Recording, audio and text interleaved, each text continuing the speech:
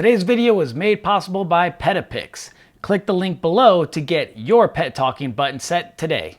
Hi, I'm Nate Schoemer, certified professional and master dog trainer. I've been training dogs for over a decade now. I was an instructor at a school for professional dog trainers. I've trained across the country in many different states, including Colorado, Missouri, Illinois, Texas, as well as California, working with all kinds of dogs from protection training to competition obedience, service dog training, as well as search and rescue. I even had my own show on Animal Planet called Rescue Dog to Super Dog. And in today's video, we are going to be teaching our dogs how to communicate with us by using a button that will make a noise specific to what our dog wants from us. Whether it's getting a treat, playing with a toy, going on a walk, going outside to go potty, or many other different fun options that you can teach your dog. This is a cool trick that you can teach in order to impress your friends and strengthen the bond that you have with your dog. Now, when I teach a dog how to press a button or ring a bell, there are 3 different types of techniques that I like to use in order to teach this. And they're all very simple, so you can pick which one works best for your dog. The first one is simply taking a sticky pad. We take the sticky pad, we place a piece of food in the center of the sticky pad, and then we show it to our dog. Our dog's gonna come up to it and take the food off the sticky pad. We do this multiple times up until the point where we show our dog the sticky pad and they know to go to it because they think there's going to be a treat. Once we get to that level, then what we do is we show the sticky pad to our dog without the treat on it. The moment their muzzle touches the sticky pad, we will use our marker, yes, and then we will give the dog a piece of food from our other hand. We have to make sure we mark the behavior once our dog's nose touches the pad. So just like this, yes, then our dog will come off the pad to get the treat. And even though they're getting the treat off of the pad, they know is the act of touching the pad is what triggers the sound of the marker, which predicts the reward. The second technique is taking the button and putting a piece of food underneath the button. Our dog's gonna try to get at it by either nuzzling the button or pawing at it. The moment they paw at it or nuzzle it, we mark and reward. And then the last option is teaching our dog how to shake. This is very simple as well. We have our dog in front of us, we put food in our hand, and then we close the food. Our dog's going to try to get the food out of our hand. At first, they might try to muzzle it a little bit, they might try to lick at our hand, but almost every dog will eventually paw at your hand. The moment the dog paws at your hand, you're going to mark, open your hand, and give them the food. And you're going to continue to do this up until the point where you present your hand and they will paw at it in order to get access to the treat. Then what we do is we place the button in our hand and we get our dog to paw at the button, slowly bringing it to the ground until it's in the final position. Once we teach our dog how to press the button, then we're going to teach them what it predicts. So first, I like to start with the easiest one, which is a treat. The dog presses the button, we give them a treat. So then they know every time they press this specific button, it's going to predict a treat. Then once we have that down, we can start introducing the other buttons, whether it's to go outside, go on a walk, play fetch, etc. You can be very creative with this process. So today we're going to be using the Petopix brand, and you open it up, it comes with 4 buttons as well as stickers so you can easily identify which button is going to make which noise for your dog. These pieces come out and then you're able to place the button inside each corner. So then when you have this sitting down, your dog's able to go up to it and press each button. So what we're going to do is we're going to record what we want each button to say. Now it's recommended that you can have the button say something your dog may already know. If it's something that you use on a regular basis, for example, if you tell your dog, do you want a treat? If you say that normally, you can make that one of the buttons. I ask my dogs if they're hungry. So that could be something I place on my buttons. Are you hungry? Or do you want to go for a walk? Or let's go for a ride? Or do you want a puppuccino? Whatever it is, you can place that audio on the button. If you want to get your dog the Petopix Pet Talking button set, I'm going to make sure I place a link in the description below. So the way that we're going to do that, it's very simple. On the back of the button, you're going to hit the on switch. Then you'll see this little button on the right-hand side. You press and hold that down, you will hear a beep, and then you're going to record your audio. So we'll do it right now. Are you hungry? Are you hungry? There we go. Now we can record all 4. So we'll have, are you hungry? We will do, do you want to go outside? Do you want to go outside?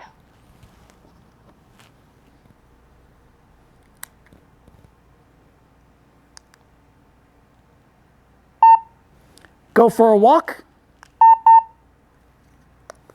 Go for a walk? Do you want to play? Do you want to play? Now we can take the stickers for each one. So let's see. So are you hungry? What's the best one for that? Let's do the bone and the food. So which one looks best for going outside?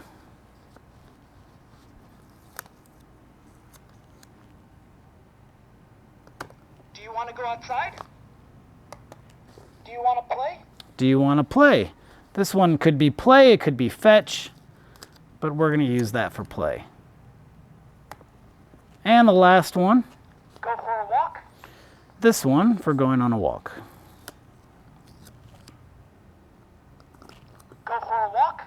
All right, excellent. Now that we have it set up, we're going to get my Malinois and we're going to introduce her to the first button. And again, I'm going to show you all 3 steps. When teaching this, it's best if you keep it in the same spot every time your dog goes to activate one of the buttons. You can also use 3M double-sided tape for floors that the mats tend to slip. If we're consistent with our placement, it makes it much easier for our dog to learn not only where the buttons are, of course, but which one predicts what reward, treat, or activity such as going on a walk. You also want to make sure you're very patient with this. Even though it appears that Ari learns this very quickly, she is a more advanced dog, and other dogs that I've worked with, it could take much longer to teach this, from many days to weeks, possibly even a month or 2. Right now I'm going to demonstrate the first technique by using the sticky pad. I'm going to place the food on the front of the sticky pad and I'm just going to present it to my dog. She's going to eat the treat. You can mark it if you want, but you don't have to because she's getting the exact moment she does the behavior. Very good. Once they know to go to it, you can start moving it around a little bit and make them put in a little additional effort. Good girl. Excellent. Nice job. Very good. Once you have that down, depending on your dog is going to depend on how long it takes. Some might do it very quickly like Ari does. The more food motivated your dog is, the easier this is to teach. Now what we're going to do is the same thing, but instead of placing the food on it, I'm going to present. Once she touches it, I will mark and then I will give her a treat. You can use either your continuation marker or terminal marker. Free. Free. Very good. Free. Excellent. Nice job, Ari. Free. Free. Notice I'm saying free the moment she touches it. Free. So she knows it's the act of touching the pad. Free. Is what predicts the reward. Free. Now we're going to start getting it down more at the ground level. Free. Free. Free. Very good. Once you have that down, now we can move to the next step. So the next step is we're going to take the button. Sorry, I got a little bit of drool on it. And we're going to take the sticky pad. We're going to place a sticky note right on the button. Now we're going to do the same thing. We're going to present it to our dog. Once they press it, mark and reward. Break. Are you hungry? You could hear it go off there. Are you hungry? Very good, Ari. Are you hungry? Excellent. Nice job. Are you hungry? So now she's already pressing it and I don't even need the sticky pad anymore. So excellent work. Once you have them pressing the button, now all you have to do is make sure every time your dog presses the button, it predicts whatever the button says it predicts. So if it says, in this case, are you hungry? That means I'm going to give her a treat. If you say treat or whatever it is, you have to make sure you pay your dog. The only reason why they're going to press the button is because the button predicts something that they want. If your dog starts to press the button and you stop giving them the treat, then it loses its value. So anytime your dog presses the button, make sure you reward your dog. Now, if your dog's getting too many treats, just put the button in a place where they can't reach it and bring it out when you want them to communicate something to you. Again, this is a fun trick.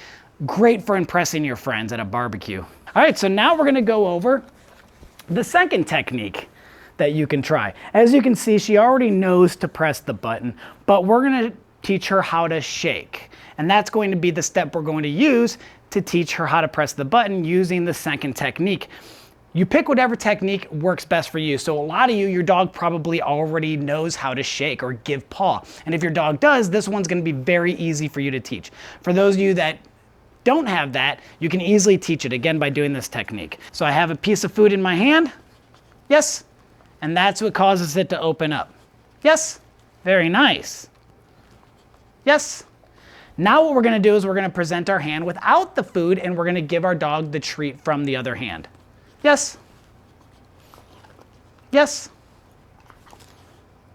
Yes. Now we're gonna do the same thing, but we're gonna open our hand. Yes. Very good. Yes.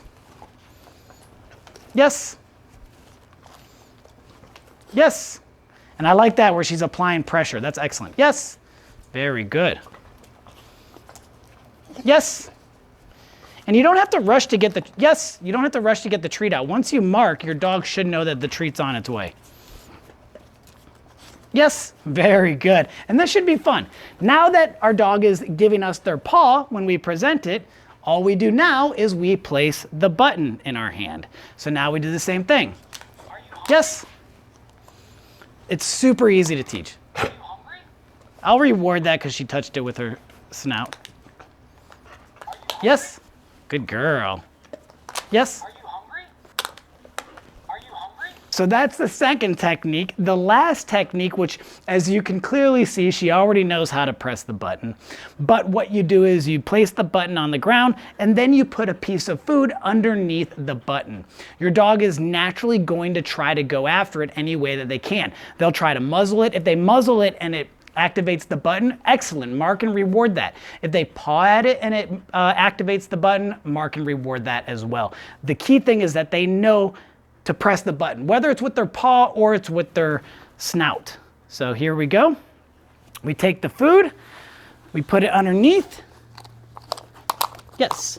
And then when they press it, we give them the treat. So again, are you hungry? Good job. Right there. Get it. The treat's right there. Now that we have her pressing the button, the next step is going to be to actually place it in the holder. We're not going to add the other buttons until our dog becomes an expert with one button. As your dog becomes proficient, then you can start adding the second, third, fourth, and you could buy multiple sets of these. So if you want, you can have 12 different buttons that your dog can press, so they can let you know what they want. Just like I said earlier, when they press a certain button, that means a certain thing is supposed to take place. It is your responsibility to make sure that you provide whatever the button says that you are supposed to provide. Now we're going to place the button inside of the Petopix holder. We're just going to do one for now. Oh, and I'm gonna pay my dog for that because she heard the sound. It doesn't matter if you activate it or your dog activates it, which is another very useful tip when you're teaching your dog what the sound means. So what you can do in the very beginning is you can simply press the button. Are you hungry? And then give your dog a treat. Are you hungry? And I'm just gonna wait for her to figure it out at this point. I want her to know that she can activate it without me telling her. Now, if your dog's confused, you can just tap. Good girl. I don't want you biting it though. Yes. Yes. Are you hungry? And if you're having a hard time, you can go back a step and try to make her do it a little more calmly. Yes. Are you hungry? So that was a little more calm. I like that. Yes. Yes. Are you hungry? Are you hungry? Yes. And now I'm gonna give you guys an example of how we can add the second button and what it predicts. So I'm gonna do the play one. She's gonna press it, I'm gonna pull out a toy, and I'm gonna play with her. So let me show you how we're gonna do that. So again, I'm doing this with a Malinois, so she's a little bit more active than some of the other dogs out there might be. So I'm gonna add the second one. I like to do it on the opposite end. It makes it a little bit easier. And we're gonna do the play one. So the way that I'm gonna introduce this is I'm going to press the button, then I'm gonna pull out a toy and I'm gonna play with my dog. I'm gonna do this multiple times, probably for even a week or so. That way she can start to understand it's that specific noise coming from this device that is the predictor of play. Again, this is very easy to teach once you know the process. So we're gonna do it right now where I'm not gonna ask her to press it, I'm just gonna press it. Do you wanna play? And then I'm gonna pull out the toy. Ari? Good girl, very good. And she likes to play tug. Are you out? Center. Yay, nice job. So now we're gonna see if she can press the right button that predicts play. Now I'm jumping ahead a few steps. This is for instructional purposes only, which she's trying to get the toy. Down, good. And I'm gonna set it down and have her press it. Break. Good girl, very good. And now I'm gonna play with her. And it's gonna take a while for her to understand this because something like play or going on a walk or going outside, you can't get in as many repetitions as you can with a treat. That's why I always start with the treat one. But once you're gonna do any of your normal activities, you press the button and then you do that activity. You can ask your dog to press the button and do the activity. So going outside, before you take your dog outside, you take your dog to the button, you ask them to press it, they press it, you open the door, you let them outside. You're getting ready to take your dog on a walk. Then you bring the button over, you have your dog press it, then you take them on a walk. And you continue to do this every day until your dog offers up by pressing the button, depending on what it is that your dog wants to do in that moment in time. One of the issues that people have been running into is their dog wants to chew the mat. If you've been running into that problem, an easy way to fix it is by implementing leash pressure. Now, leash pressure is negative reinforcement. We turn pressure on. When the dog complies, we turn it off. First, you have to make sure your dog understands and knows how to follow a leash. We take the leash, we place it on our dog, we start to pull in one direction. When they resist, we use food and we guide them in the direction we want them to go. So what we're doing is we're teaching the dog to follow the leash. This is going to help show our dog that we don't want them biting the mat. So the moment your dog bites the mat, I like to use the word wrong. You can use any word that you choose, just be consistent. I say wrong, I apply pressure. Once the dog stops biting, I turn the pressure off and I praise the dog. And I'll do this every single time the dog tries to bite the mat, showing them that it's not something we want them to do. And since it's not a punishment, it doesn't create any sort of avoidance that you might have if you were to correct your dog for trying to bite the mat. Remember, we want to always make dog training fun, and trick training and things like this is a fun, enjoyable activity that your dog should look forward to. I hope you enjoyed today's episode. If you want to get your dog the Petopix Pet Talking Button Set, I'm gonna make sure I place a link in the description below. And as always, please like, please subscribe, and we will see you guys in the next video. Thanks again.